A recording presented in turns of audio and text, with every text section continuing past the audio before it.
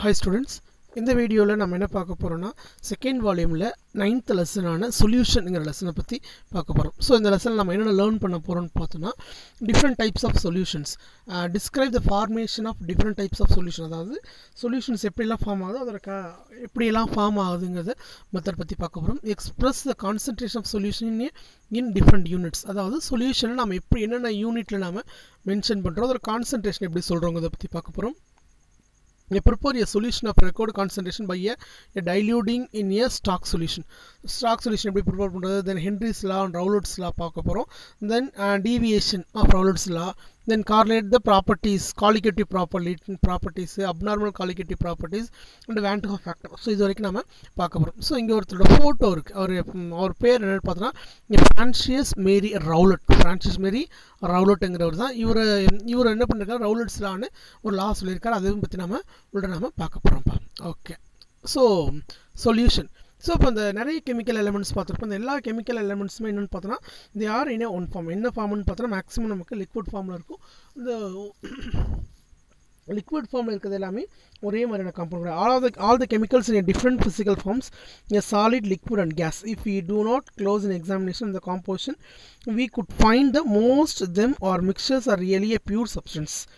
An interesting aspect, the most of the mixtures are near homogeneous. So இப்போ maximum நம்மளோட chemicals பார்க்கும்போது அது எல்லாமே எப்படி தான் இருக்குன்னு பார்த்தோன்னா சாலிடில் இருக்குது, லிக்விடில் இருக்குது, ஆர் தென் கேசியஸ் ஃபார்மில் இருக்குன்னு சொல்லுங்க. ஓகேவா? ஸோ அப்படி பார்க்கும்போது அந்த கோர்ஸில் காம்பவுண்ட் என்னென்னு பார்த்தோன்னா அந்த ஏர் எக்ஸிஸ்ட் நியர் ஹோமோஜினஸ் ஃபார்ம். என்ன ஃபார்மில் இருக்குன்னு பார்த்தோன்னா ஹோமோஜினஸ்ங்கிற ஃபார்மில் இருக்குது. So one of the most interesting aspect, the most of the mixtures are homogeneous irrespective in a physical state, and such as homogeneous mixture are called solution. So homogeneous mixture of in solution. So அப்ப அங்க இருக்கிற அந்த solution அந்த compound என்னன்னு சொல்றாங்கன்னு பார்த்தா homogeneous ஃபார்ம்ல இருக்கிற சொல்யூஷன் சொல்றாங்க. ஓகேவா? So solution is nothing but combination of solvent and solute. Solventum solute ரெண்டும் கலந்து தான் நம்ம என்னன்னு சொல்றோம்னு பார்த்தோம்னா சொல்யூஷன் சொல்றப்ப. So இன்னொரு எக்ஸாம்பிள் கொடுத்திருக்காங்க பாருங்களேன்.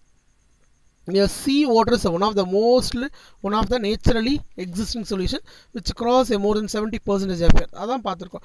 எர்த்ல என்ன பண்ணனும்னு பார்த்தோம்னா 70% என்னதான் இருக்கு, C ஓட லெவல் இருக்கு.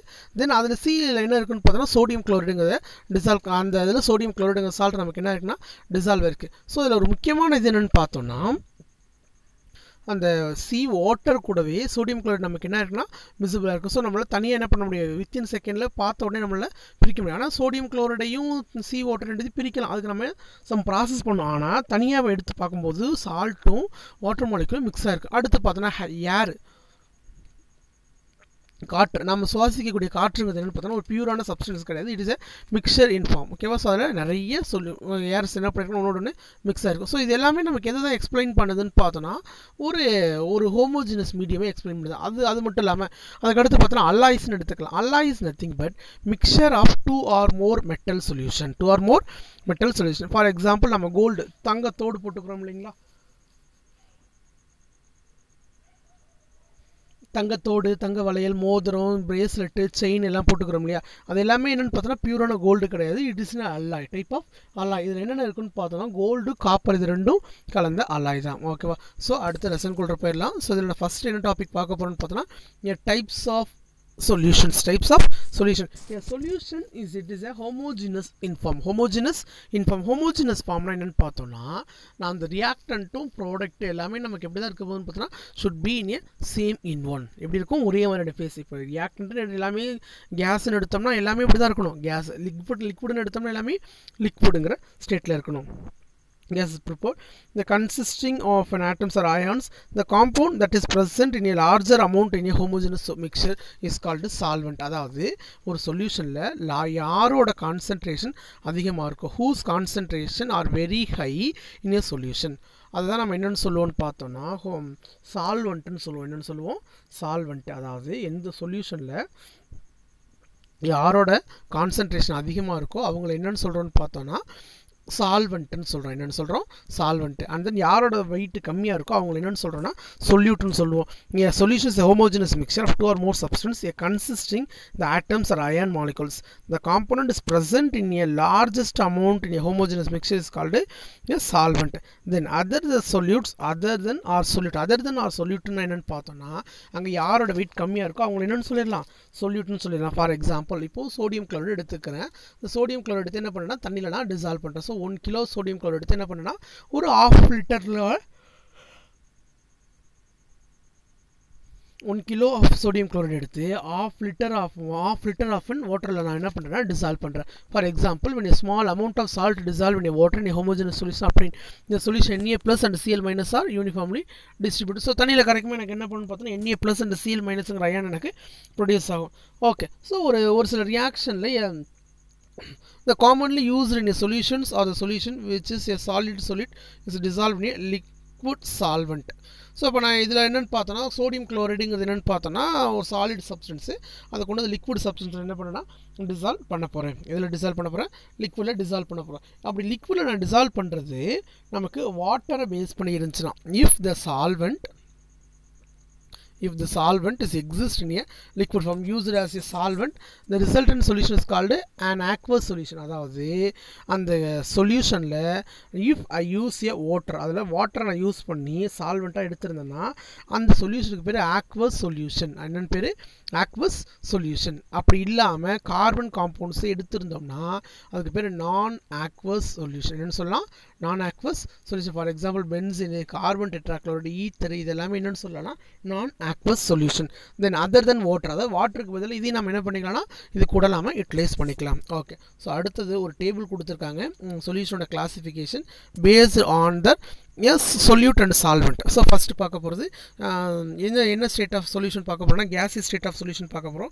ஸோ அதில் ஃபஸ்ட்டு என்னென்னு பார்த்தோன்னா சொல்யூட்டு கேஸு, சொல்யூட்டும் கேஸு, தென் சால்வெண்ட் ரெண்டுமே கேஸு. ஸோ அப்போ அதுக்கு என்ன எக்ஸாம்பிள் எடுத்துக்கலாம்னு பார்த்தோன்னா ஏர், இது எடுத்துக்கலாம் ஏர். அதுக்கு அடுத்தது liquid and gas, liquid and gas. And humid ஆக்சிஜன்னா அந்த ஈரப்பதமான ஆக்சிஜன் காற்று.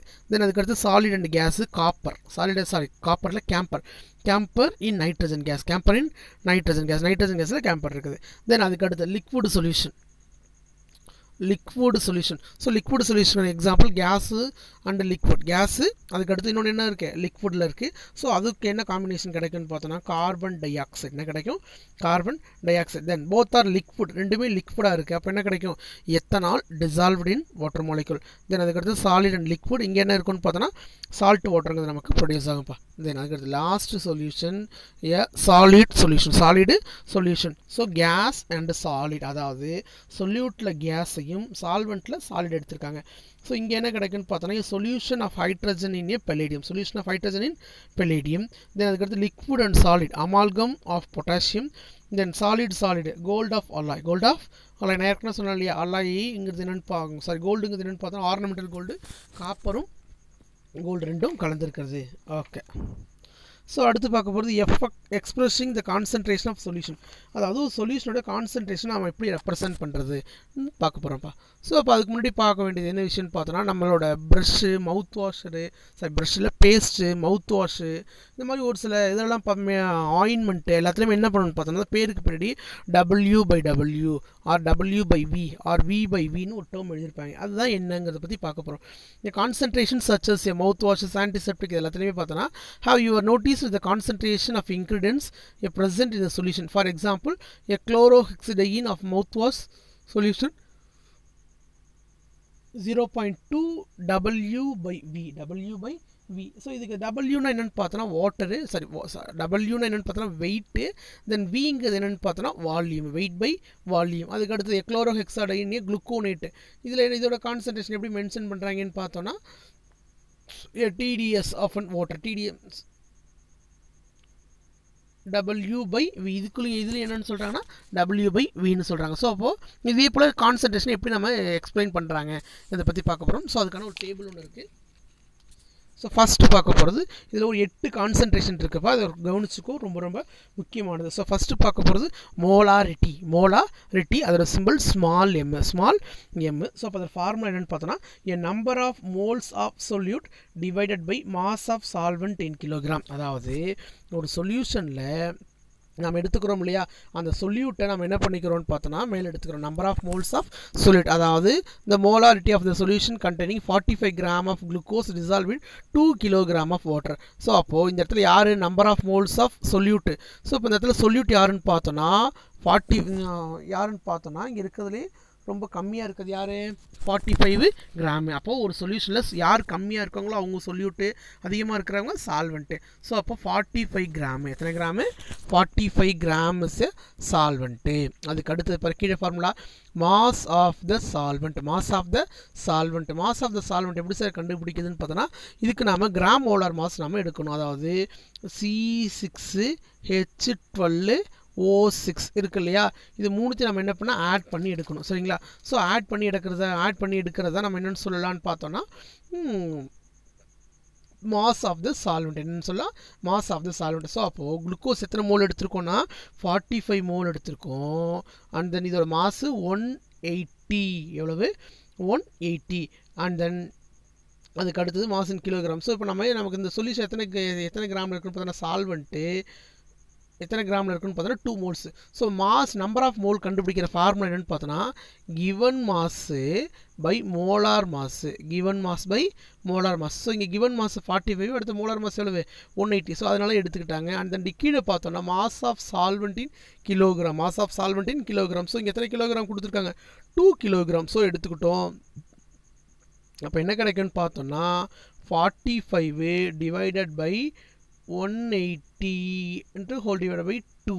இப்போ எவ்வளோ கிடைச்சா நமக்குன்னு பார்த்தோன்னா 0.25 கிடைக்கும். இந்த 0.25 நம்ம இன்னும் ஃபர்தராக 2 டிவைட் பண்ணால் நமக்கு எவ்வளோ கிடைக்குன்னா 0.125 கிடைக்கும். எவ்வளோ கிடைக்கும் 0.125. ஓகே, அடுத்த டேர்ம் என்னென்னு பார்த்தோன்னா molarity capital M, capital M. So இங்கேயும் அதே தான், இங்கே number of moles of solute. So number of mole of சொல்யூட்டோட ஃபார்முலா, நம்பர் ஆஃப் மோல் கண்டுபிடிக்கிற ஃபார்முலா என்னென்னு பார்த்தோன்னா கிவன் மாஸ் பை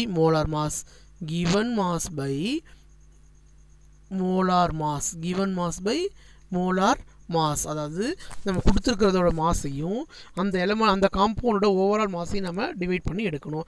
ஸோ இப்போ இங்கே பாருங்கள் 5.85 gram of sodium chloride was in water and the solution was made up of into a 500 ml. So இப்போ இதுக்கு என்ன கேட்டிருக்காங்கன்னா சோடியம் குளோரைடு மாஸ் எவ்வளோ இருக்குன்னு பார்த்தோன்னா 5.845. சோடியம் குளோரைடுக்கு என்ன பண்ணுறாங்கன்னா மாசு கால்குலேட் பண்ணியிருக்காங்க. ஸோ சோடியம் குளோரைடு மாஸ் என்னென்னு பார்த்தோன்னா NaCl, சோடியமோடது 23, குளோரினோடது எவ்வளோன்னு பார்த்தா 35.5.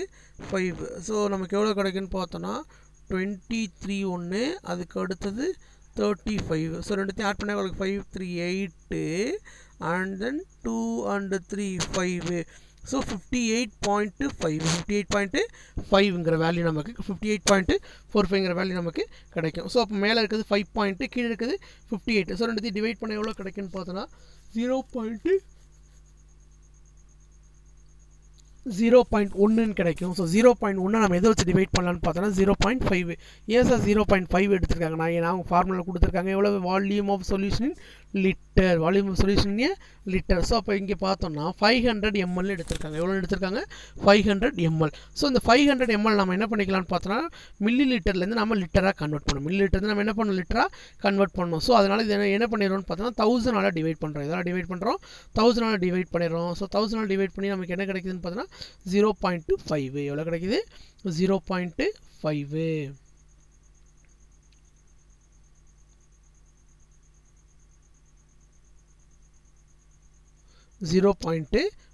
எடுத்திருக்கோம். ஓகேவா? ஓகே. ஸோ அடுத்த டேர்மு நார்மாலிட்டி. அடுத்த டேர்ம் என்ன பார்க்க போகிறோம்? Normality a number of gram equivalent solute, gram equivalent solute divided by volume of solution divided by volume of solution. So இப்போ number of equivalent solute எப்படி சார் கண்டுபிடிக்கிறது? number of gram on equivalence of solute அது எப்படி sir கண்டுபிடிக்கிறதுன்னு பார்த்தோம்னா mass of oxalic acid divided by equivalent mass of oxalic acid. அதாவது கொடுத்திருக்கிற சப்ஸ்டன்ஸோட mass எடுத்துக்கிட்டு divided by அதோட ஈக்குவலன்ட் மாஸ் எடுத்துக்கணும். அது எப்படி சார் கண்டுபிடிக்கிறது? ஈக்குவலன்ட் மாஸ்ன்னு பார்த்தோம்னா ஒரு சப்ஸ்டன்ஸ்லேருந்து அது இன்கேஸ் த ரியாக்ஷன் இஸ் ரிடக்ஷன்னா அது எத்தனை எலக்ட்ரான்ஸை கெயின் பண்ணுது, இன்கேஸ் த ரியாக்ஷன் இஸ் ஆக்சிடேஷன்னா அது எவ்வளோ எலக்ட்ரான்ஸை கெயின் பண்ணுது, அது எவ்வளோ எலக்ட்ரான்ஸை கெயின் பண்ணுதுங்க ரெண்டுத்துக்கும் ஒன்று ரேஷியோ எடுத்துக்கணும். ஸோ அப்போ அதுக்கு அடுத்தது divided by a volume of solution divided by volume of solution எடுத்து டிவைட் பண்ணி இங்கே வேல்யூ கொடுத்துருக்காங்கப்பா. ஓகே, தென் அதுக்கு அடுத்து ஃபோர்த் ஒன்ல என்ன கொடுத்துருக்காங்கன்னு பார்த்தோன்னா ஃபார்மாலிட்டி. ஃபோர்த் ஒன் என்னது? ஃபார்மாலிட்டி. ஸோ இந்த ஃபார்மாலிட்டினா இது என்ன சார்னு பார்த்தோன்னா a number of formula weight of solute. For example, when a 5.85 gram of sodium chloride dissolved in water solution was made up of a 500 ml using a standard flask. The strength of solution of formality, the solution oda strength கேட்டிருக்காங்க formality அதை calculate பண்ண போகிறோம். So number of formula வெயிட்னே சொல்லிட்டு அப்போ அதாவது அங்கே கொடுத்துருக்கிற காம்பவுண்டோட wait என்னென்னு பார்த்தோன்னா 5.85. ஆக்சுவலாக சோடியம் குளோரைடோட வெயிட் எவ்வளோன்னு பார்த்தோன்னா 58.5 இன்ட்டு 0.5. ஸோ டிவைட் பண்ணும்போது நமக்கு எவ்வளோ கிடைக்குன்னு பார்த்தோன்னா 0.2ங்கிறது கிடைக்கும்ப்பா. ஓகே, தென் அதுக்கு அடுத்தது அடுத்து என்னென்னு பார்த்தோன்னா a mole fraction for a component. mole fraction ஒன்றும் இல்லைப்பா. இப்போ நம்ம ஒரு 10 மாலிகுல்ஸை நம்ம எடுத்து ரியாக்ஷனில் நடத்தலான்னு இருக்கோம். ஸோ எடுத்த உடனே எங்கே இருக்கிற 10 மாலிகுல்ஸ் நமக்கு என்ன பண்ணுறது, ரியாக்ஷனுக்கு வந்துடாது.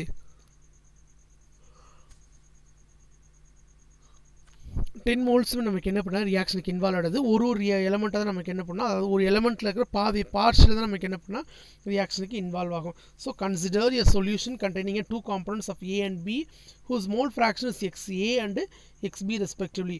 Let the number of moles of the two components are B and E. So இப்போ ரெண்டுத்தோட அந்த காம்பனண்ட் சொல்லியிருக்காங்க NA and NBன்னு கொடுத்துருக்காங்க. ஸோ இப்போ எனக்கு என்ன தேவைன்னு பார்த்தோம்னா XA எனக்கு நான் கண்டுபிடிக்கணும். யார் கண்டுபிடிக்கணும்? XAங்கிறத கண்டுபிடிக்கணும். ஸோ அப்போ XA is equal to NA divided by NA plus NB NA plus NBன்னு எழுதியிருக்காங்க. ஓகே, ஸோ அடுத்தது